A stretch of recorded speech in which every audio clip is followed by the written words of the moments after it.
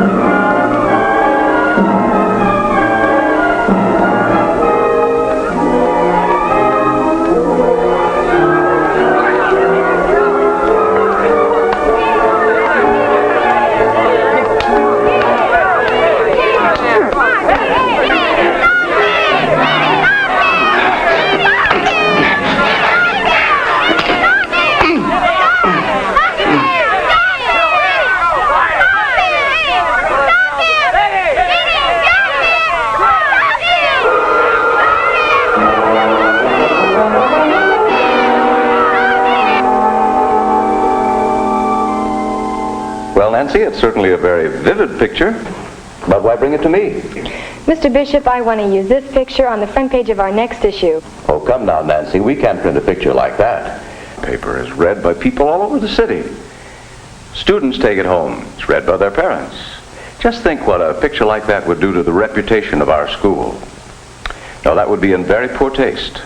But, Mr. Bishop, this sort of thing is going on all the time. And if something isn't done about it now, someone's going to be seriously hurt. I think we have an obligation to print it. Nancy, we live in a world that's troubled enough as it is. It isn't the purpose of any newspaper to dwell on the problems. That isn't what the people want to read. What effect do you think this picture would have on the students involved? What about the damage to them? Mr. Bishop, I don't think that's the point. What about the damage to them and all the others if this sort of thing isn't stopped? I think you're exaggerating. There have always been fights. There always will be. And surely printing this picture isn't going to help solve the situation. But, Mr. Bishop, I think that's the purpose of a newspaper, to let the people know about the things that are going wrong, about the things that ought to be corrected.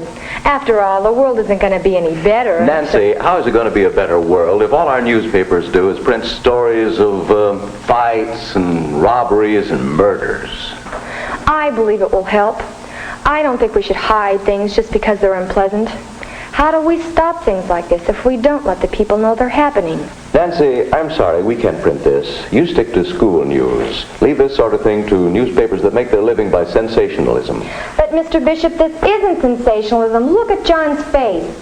He's been out of school now for 2 days. Don't you think it's time we did something about this? That isn't the purpose of the newspaper. Certainly not the school newspaper. We want to show the good side of human nature. We want to show the worthwhile things our students are doing, not the bad things. Well, I'm sorry, It is clear that there is strong disagreement. Mr. Bishop sees the photo and news story as sensationalism to unduly alarm parents and to damage the school's reputation. Nancy feels that a newspaper, any newspaper, has the obligation to deliberately deal with those things which demand public attention. How do you